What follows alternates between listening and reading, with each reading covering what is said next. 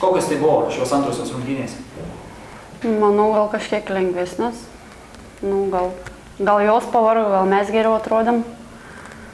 Nu, vis tiek jos neištems tiek tokia stipria gynyba antrą dieną iš eilės.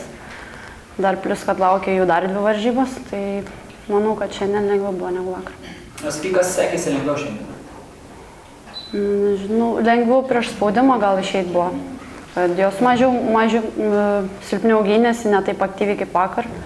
Tai gal tas lengviau buvo, aišku, atkovoti kamuoliai mūsų naudai irgi gerai. Tiek, manau. Na, Sandra, tai sakyk, kaip tau lengviau ar sunkiau buvo šiandien? Senai turėjom iš tikrųjų 2 varžybas iš eilės. Nebuvo lengva, bet viskas gerai. Kokias išvadas padarėt po vakar dienos rungtynių? Tai kad varžybos abi tiek vakar, tiek šiandien, manau, buvo panašios. Gal kažkiek klaidelių mažiau padarėm. Sakyk, Ukrainos klubas šiandien, kaip vadinkim, vėlgi mėgino remtis ir taškais metimais, tačiau kaip ir pavyko visus neutralizuoti juos ar ne, tai sakykite, ar tai buvo planas prieš rungtynes, atkreipti ypatingą dėmesį prieš tritaškius metimus? Tai jo, šiandien jau labiau žinojom, kas meta tritaškius ir koncentravomės į tos žmonės. Dėkoju.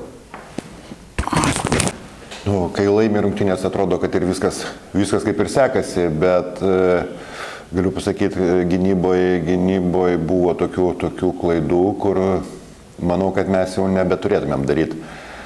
Aišku, truputį gal tikėjausi aštresnės kovos, vadinkim, nors nepasakysiu, kad buvo jinai lengvai labai laimėjom. Bet matosi, kad Ukrainos komanda truputį po vakar dienos pavargo, kur tik galvojau, kad jos išlaikys tą tempą. Bet, yra kaip yra, džiaugiuosi pergalę, pasimatė truputį tokių klaidelių, kur manau, kad eigoje reikės ištaisyti. Sakykit, o jūsų komanda atrodė pavargusi ar neatrodė pavargusi? Atvirai, prieš rungtynes turėjau tokį klausimą, kuri komanda atrodys labiau pavargusi. Vis tiek, gal jom ukrainietėm yra įprasta žaisti 2 rungtynės ar ten 3 rungtynės iš eilės.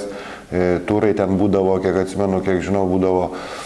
Pas mus panelės nėra pratusios 2 rungtynių žaisti, bet ką parodė, kad mes gyvesnės buvom, šviežesnės negu pačios ukrainietės. Tai manau, kad mūsų fizinis pasirengimas yra geras. Prieš klubą iš Odesos sužaidėte 2 rungtynes, ar ne? Ir sakykite apibendrintai, koks tai klubas apskritai kokį vaizdą paliko jums? Aplamai tai gera, tikrai žaidžia gan disciplinuotą žaidimą, tikrai turi daug įdomių ir gerų derinių, kibiai gynasi. Gera komanda, kur, manau, tikrai, jeigu toliau, tai ir dabar manau, kad kažkam tai dar pagadins nervus ir ateityje tikrai bus gera komanda.